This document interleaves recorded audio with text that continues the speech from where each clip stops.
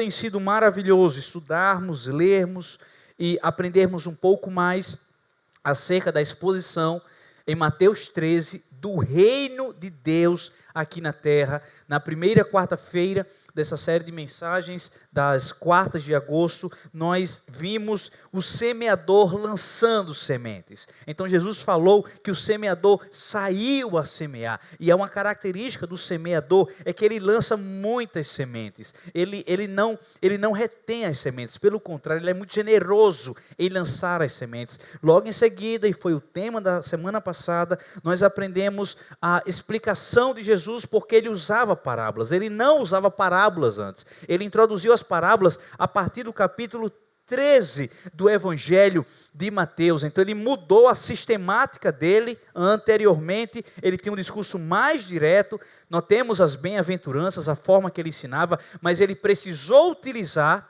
das parábolas como uma forma de proteção, para não ser julgado antes do tempo, para não ser crucificado antes do tempo, mas também com um efeito duplo de julgamento para os que tinham o coração endurecido e uma palavra de esclarecimento para quem já estava inserido no reino dos céus. Mas hoje nós iremos ver Jesus explicando a primeira parábola do semeador. Então iremos nos deparar muito com isso no Evangelho de Mateus capítulo 13. Uma parábola e logo mais adiante uma explicação daquela parábola. E hoje nós iremos iniciar com essa verdade que Jesus nos fala. Ouçam, portanto, o que significa a parábola do semeador. Então hoje nós iremos aprender 4 maneiras de ouvir a palavra. Ouvir muito, ouvir muita coisa, não significa ouvir bem.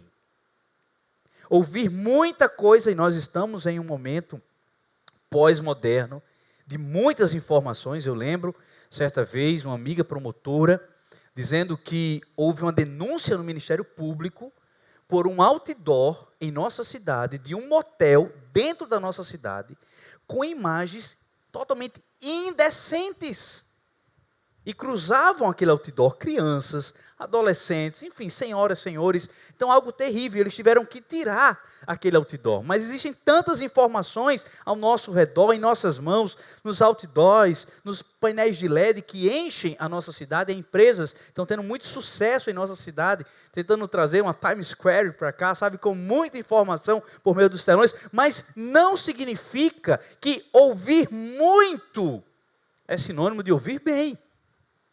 E aqui encaixa-se em nosso contexto eclesiástico. Ouvir muito não significa reter tudo. E nós temos que lutar contra aquilo que vem do Senhor, mas logo em seguida é esquecido, é deixado para lá. Fique em pé, em reverência à palavra do nosso Deus, e vamos ler o texto de hoje, Mateus capítulo 13, do verso 18 ao verso 23. Começa assim: ouçam, portanto, o que significa a parábola do semeador. Jesus contou a parábola, depois explicou porque usava as parábolas, e agora irá explicar a parábola do semeador. Ouçam, portanto, o que significa a parábola do semeador. Verso 19. A todos os que ouvem a palavra do reino e não a compreendem, vem o maligno e arrebata o que lhes foi semeado no coração. Este é o que foi semeado, o que, igreja? À beira do caminho. Nós vimos isso na primeira parábola. Esse primeiro coração. Verso 20. O que foi semeado em solo rochoso, esse é o que ouve a palavra e logo a recebe com alegria. Mas ele não tem raiz em si mesmo, sendo de pouca duração. Quando chega a angústia ou a perseguição por causa da palavra, logo se escandaliza. Verso 22.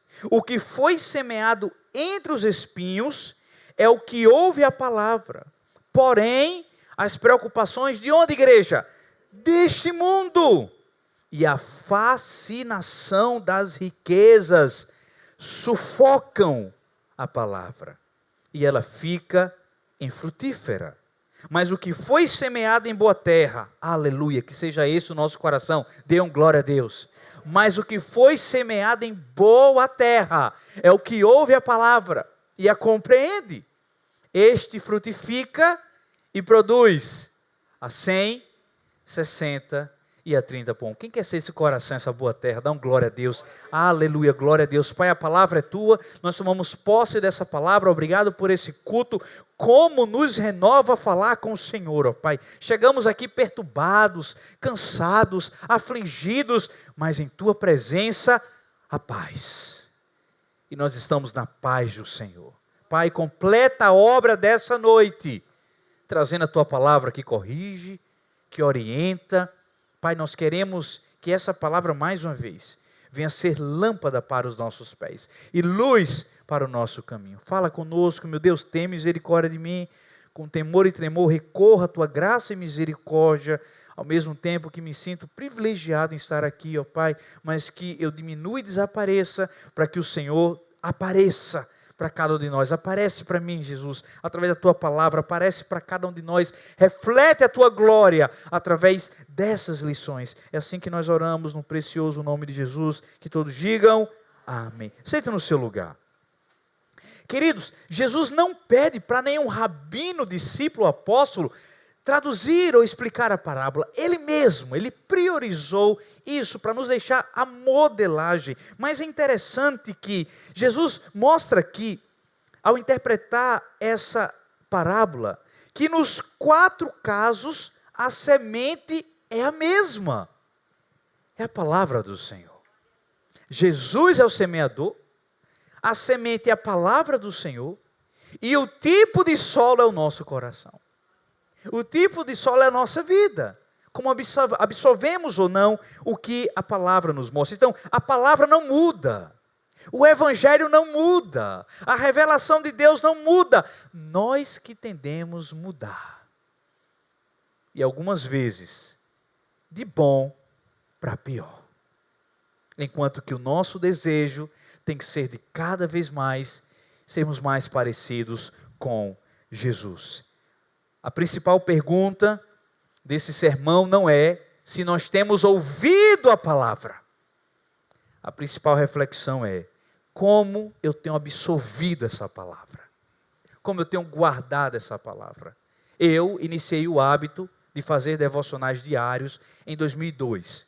Eu terminei o ensino médio e Deus me conduziu ao Instituto Bíblico Palavra da Vida, que com a bênção dos meus pais eu passei 1 ano morando lá. E foi uma experiência incrível para a minha vida. E meus queridos, minha mãe é muito boa nisso. Ela guardou os meus livros devocionais, que eu tenho até hoje, sabe? Os livros devocionais de 2002, já há 24 anos, eu estava ali, sabe? Deus falava comigo, eu tinha que anotar, e eu me edificava com aquela leitura. Então, o nosso desejo tem que ser continuamente, de forma crescente, absorver essa palavra. Não é apenas o que estou ouvindo, mas é como estou absorvendo a palavra do Senhor. Então, 4 maneiras de ouvir a palavra de Deus. Primeira maneira, a quem ouça a palavra com o coração endurecido. Olha o que vai falar o verso 19. Vamos ler mais uma vez. A todos os que ouvem a palavra do reino e não a compreendem. Vem o maligno e arrebata o que lhes foi semeado no coração. Este é o que foi semeado à beira do caminho. Jesus identifica a semente. A semente é a palavra do rei. A semente é a palavra do reino, ou seja, a mensagem acerca do governo de Deus que chegou através de Jesus Cristo. Mas essa palavra cai em um coração comparado à beira do caminho. E como eu falei anteriormente, na Palestina, os campos eram atravessados por pedestres. Os campos de plantio também eram caminhos ou atalhos, e quem andava terminava chutando algumas sementes, que caíam meramente à beira do caminho. Jesus está descrevendo alguém que ouve externamente, mas essa palavra não entra no coração. E conforme nós ouvimos, essa tem que ser a primeira forma da palavra chegar até mim, até você. Mas ao chegar, tem que ser acolhida no coração. Tem que ser guardada no coração. Observe que Jesus diz: ouve a palavra do reino e não a compreende.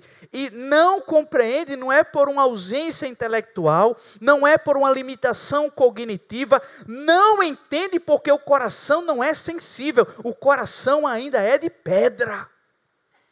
E Deus tem que quebrar esse coração de pedra. Deus tem que dar um coração sensível. E Jesus acrescenta a dimensão espiritual extremamente séria de tais pessoas. Vem o maligno e arrebata o que lhes foi semeado no coração. Meus irmãos, nós estamos diante de uma batalha espiritual agora, exatamente às 8h55 da noite. Por quê? Porque a palavra está sendo pregada. Não se enganem, a batalha não está só fora desse lugar. Existe uma batalha espiritual entre nós, enquanto a palavra é semeada. O diabo não consegue roubar a nossa fé.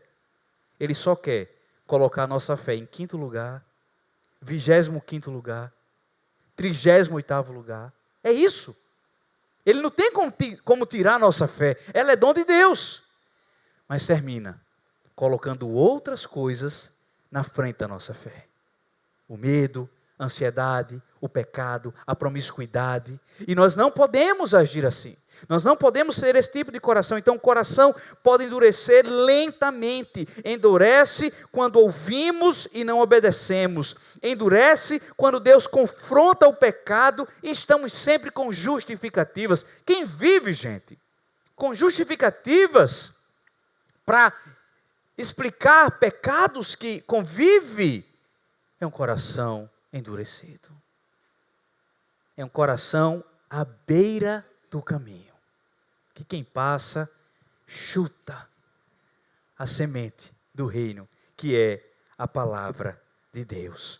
Segunda lição, segunda maneira de ouvir a palavra de Deus. Qual é a primeira maneira? Vamos ler juntos. A quem ouça a palavra com o coração endurecido, fechado. Ouve, mas não vai para o coração, porque está fechado. Segunda maneira, a quem ouça a palavra com entusiasmo, mas sem profundidade. O versículo 20 e 21 vai nos dizer: o que foi semeado em solo rochoso, esse é o que ouve a palavra e logo a recebe com alegria, mas ele não tem raiz em si mesmo, sendo de pouca duração. Quando chega a angústia ou a perseguição por causa da palavra, logo se escandaliza. Agora a reação é completamente diferente. Não é de um coração endurecido, é um coração que aparentemente recebe, se alegra, mas é superficial. As próximas horas faz ele esquecer tudo. As próximas horas faz ela esquecer as promessas do Senhor.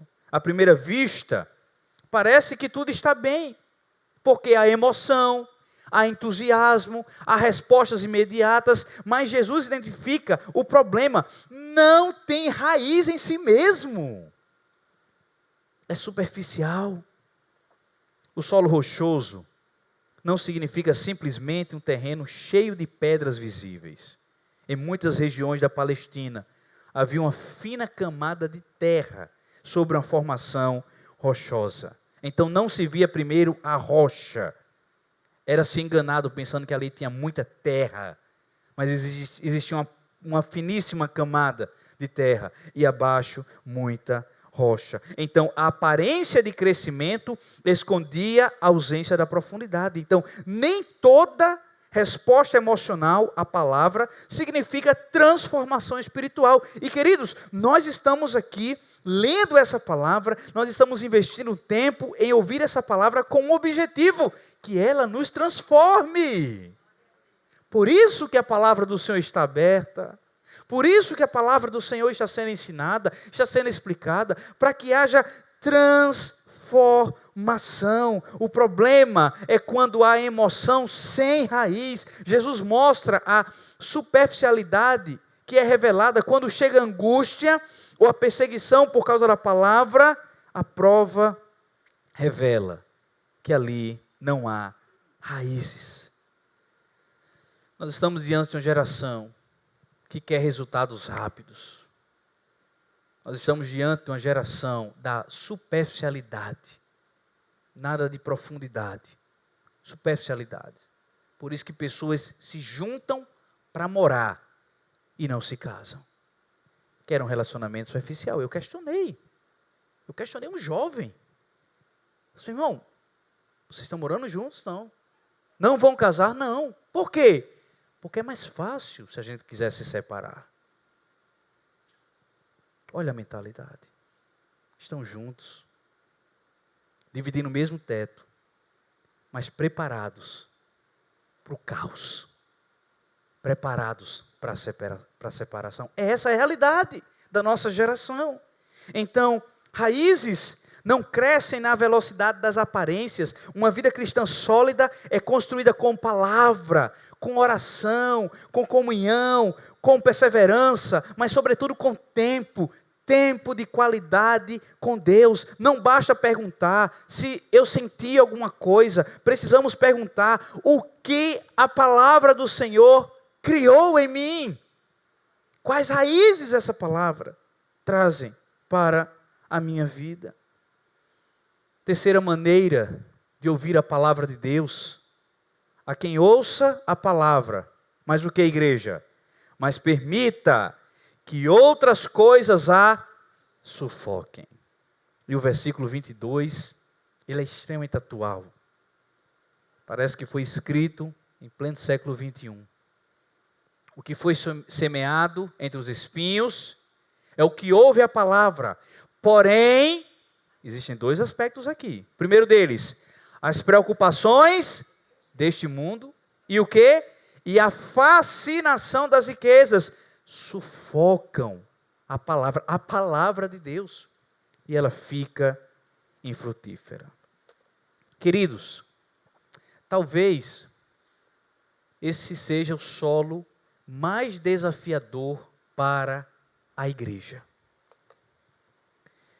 Porque ela germina, ela cresce. O problema são os espinhos que aparecem. E espinhos aqui é sinônimo de concorrências. Aquilo que começa a disputar o espaço de Jesus, que é majoritário, que é supremo, que é sublime. Amém, meus irmãos? Estão entendendo? O problema aqui é a concorrência. Então, Jesus menciona de forma específica dois concorrentes, dois problemas: as preocupações desse mundo e a fascinação pelas riquezas. Observe que Jesus coloca lado a lado duas situações aparentemente opostas. A pessoa pode ser sufocada, preste atenção, pelo medo de não ter, e pode ser sufocada pelo desejo de ter mais. São os dois problemas da nossa vida. O desespero por uma escassez que nunca existirá, porque é o Pai que nos dá o pão nosso de cada dia. Amém, meus irmãos? E a ambição de nunca estar contente com o que tem, sempre querendo mais. Então Jesus trata aqui, de um lado, a ansiedade. Vai faltar, não vou ter, os meninos vão passar fome. Como é que eu vou sustentar? Medo. Esquece da promessa do Senhor, que vai te suprir e vai suprir toda a tua descendência. É promessa do Senhor. Basta ser filho de Deus. E do outro lado o quê? De um lado a ansiedade, vai faltar. E do outro lado, a ambição. Nunca está satisfeito. Nunca tem o bastante. Sempre quer um pouco mais. Queridos, preste atenção. Se hoje nós temos o que comer, o que vestir e onde morar, já precisamos ser gratos e satisfeitos. E o que o Senhor quiser dar de mais, que seja para a honra e glória do nome dEle. Quem concorda comigo, diga amém, aplauda o nome do Senhor por isso. É isso que Jesus está dizendo. Não morra de ansiedade, dominado pela escassez, e não seja enganado pela ambição que não vai lhe permitir usufruir e aproveitar, porque sempre vai se ver alguém que está precisando de mais. Como Jesus é maravilhoso, eu sou apaixonado por Jesus. Porque só Jesus para ensinar um negócio desse para a gente. Amém, gente? Só Jesus. Para trazer esse ensinamento para o meu coração, para o teu coração. William Buckley chama atenção ao tratar dessa parábola para o perigo de uma vida cheia de interesses e preocupações concorrentes, que as coisas mais importantes acabam sufocadas. Jesus não tem que ter concorrente, é Ele. É só Ele. Amém, meus irmãos? É Ele. E as demais coisas nos serão acrescentadas por Ele.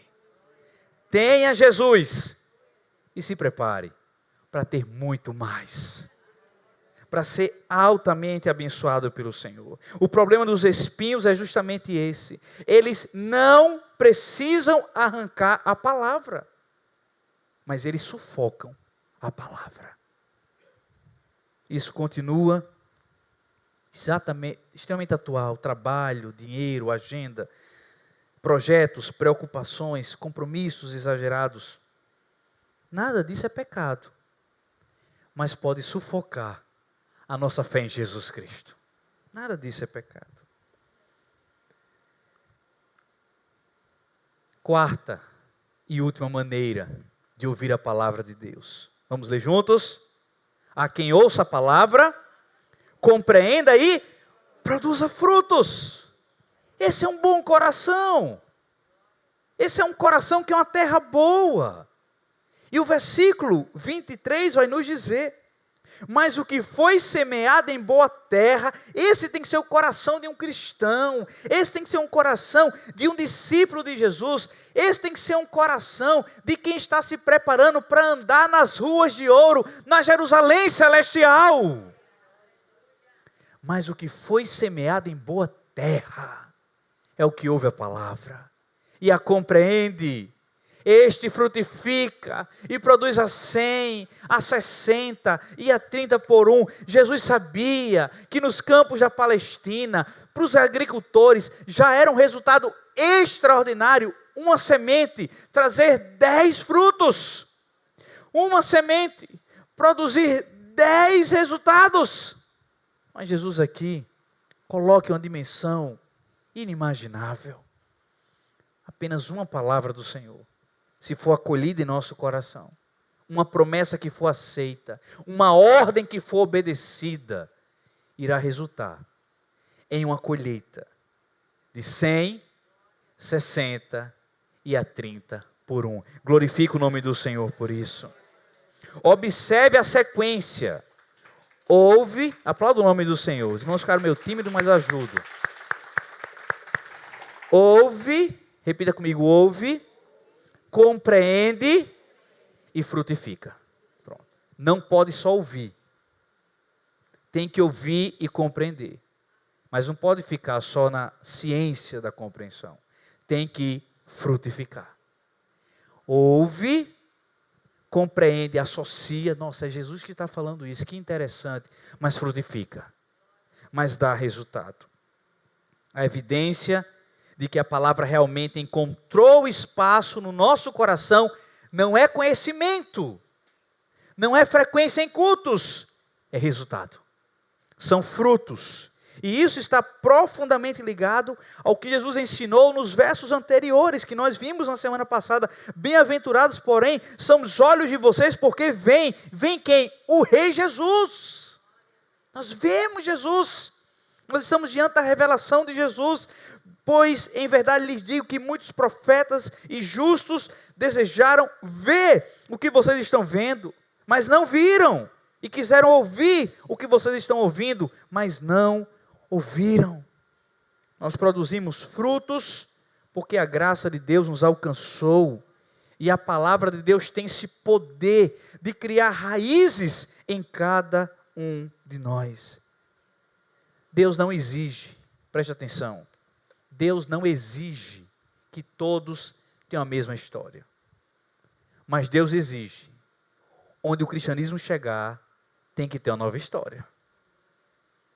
Nós não teremos a mesma história, mas todos nós, assim como a história, temos que ver, depois de Cristo, eu me tornei essa e essa e essa pessoa. Traga a memória. O que a entrada de Jesus na tua vida trouxe de bom para o teu ser. A grande pergunta, torna a dizer, não é quantos sermões já ouvimos, quantos cultos de quarta, você pode vir entre 50 e 57 cultos de quarta durante o ano. A grande pergunta é, o que esse sermão, o que essa palavra, o que essa pregação produziu na minha vida? Trouxe de transformação para mim. E aqui eu encerro mostrando 4 lições para a vida. A palavra que verdadeiramente entra no coração e começa a aparecer na vida. Começa a frutificar para a vida. Jesus nos apresenta 4 maneiras de ouvir a palavra. E cada uma delas nos convida a um exame pessoal. Primeira forma, cuidado com o coração endurecido. Torna a dizer, não é apenas aquele que escuta, mas escuta, mas não ouve, mas não deixa entrar no coração. Segundo lugar, cuidado com uma fé sem raízes. Não vivamos apenas de experiências espirituais momentâneas, pontuais, quarta, sexta, domingo. Não, dia a dia, aprofunde-se com Jesus Cristo. Terceiro, cuidado com os espinhos. Cuidado com o medo da escassez. Cuidado com a ambição. Cuidado com a sensação de que vai faltar. Cuidado com a insatisfação. Nunca está satisfeito. Cuidado, procure, aliás, 4º ponto, procure ouvir para obedecer e frutificar. Talvez tenhamos chamado essa parábola, nos apresentar essa parábola hoje em nossas vidas, porque hoje é o dia do nosso coração, ser uma boa terra. E essa oração que eu faço para mim e para você, que o nosso coração seja uma boa terra. Recebe a palavra, compreende e frutifica. Que Deus abençoe os irmãos. Aplauda o nome do Senhor por essa palavra. Feche seus olhos agora. Diga, Senhor, eu quero ser essa boa terra, Deus. Eu quero que o meu coração